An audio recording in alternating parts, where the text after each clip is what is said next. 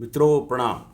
हमारा आज का विषय है लक्ष्यों का निर्धारण, एक सफलता या विफलता, एक विश्लेषण।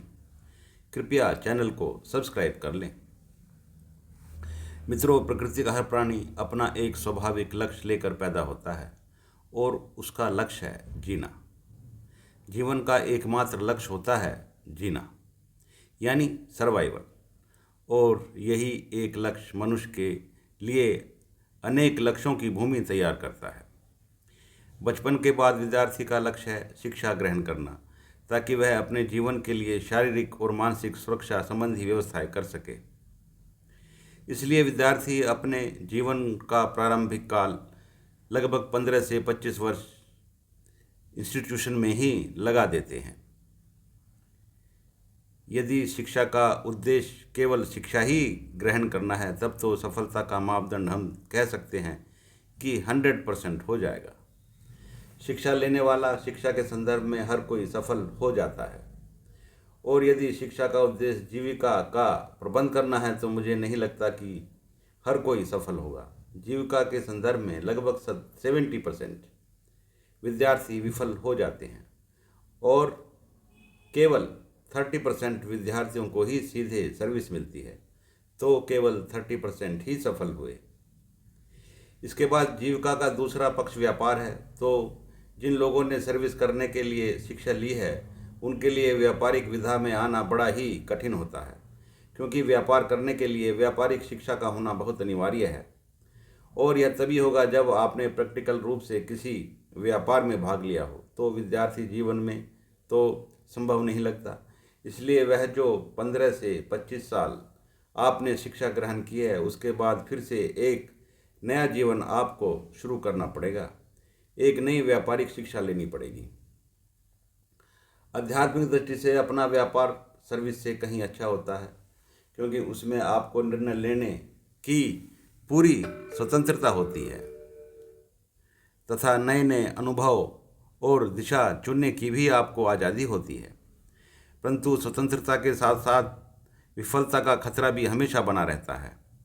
परंतु सर्विस के संदर्भ में आपको उन्हीं बातों का पालन करना होता है जो आपको निर्देशित कर दी गई हैं। आपकी जिम्मेदारी उतनी ही होती है जितनी आपको सौंपी गई है, इसलिए उसमें विफलता का खतरा कम होता है। मित्रों, व्यापार के लिए आपको हेल्प की आवश्यकता पड़ती है। फाइनेंशियल एंड एडवाइजरी दोनों के बिना आप सफलता प्राप्त नहीं कर सकते। इसके बावजूद भी सफलता की गारंटी 50% से अधिक नहीं होती। तो जो लोग सर्विस से वंचित रह गए हैं और व्यापार में आ गए हैं, उनके अवसर भी 50% से अधिक नहीं होते। फिर उन बचे हुए 50% लोगों के लिए यह दूसरी विफलता ही कही जाएगी। जो लोग अपने लक्ष्य में कामयाब होते हैं, उन्हें समाज सफल मानता है, और जो लोग विफल हो जाते हैं, समाज उन्हें असफल मानता है। परंतु मित्रों, इसका एक आध्यात्मिक पहलू भी है। आध्यात्मिक दृष्टि से जिस व्यक्ति ने ईमानदारी से कर्म किया, वह सफल माना जाता है। परिस्थितियाँ कम या ज़्यादा लाभप्रद हो सकती हैं, फिर भी उसने ईमानदारी से अपना कर्म किया, तो यह उसकी सफलता ही कही जाएगी। और जिसने ईमानदारी से काम नहीं किया, वह उसकी विफलता ही कही जाएगी। यहाँ हमें श्री कृष्ण के निष्काम कर्म की याद आती है। लक्ष्य निर्धारण में यदि आप परिणाम से लिप्त न होंगे, तो आपकी सफलता ही होगी। मित्रों, सफलता और असफलता के मापदंड हर व्यक्ति को स्वयं ही तय करने चाहिए। यदि उसने लोगों की नकल की या उनका पीछा किया, तो वह अपने जीवन में कभी सफलता का अनुभव नहीं कर पाएगा। दूसरे मनुष्यों का पीछा करने की प्रवृत्ति आदमी को कभी सफल होने नहीं देती। जीवन की सफलता के मापदंड तो यही हैं कि कोई व्यक्ति सर्वाइव कर पाया है या नहीं। डॉक्टर बनना, इंजीनियर बनना, बहुत बड़ा बिजनेसमैन बनना जीवन का लक्ष्य नहीं। जीवन को केवल एक ही लक्ष्य है, और वह है सर्वाइवल और आध्यात्मिक संतुष्टि। इससे ज़्यादा जीवन कुछ नहीं चाहता।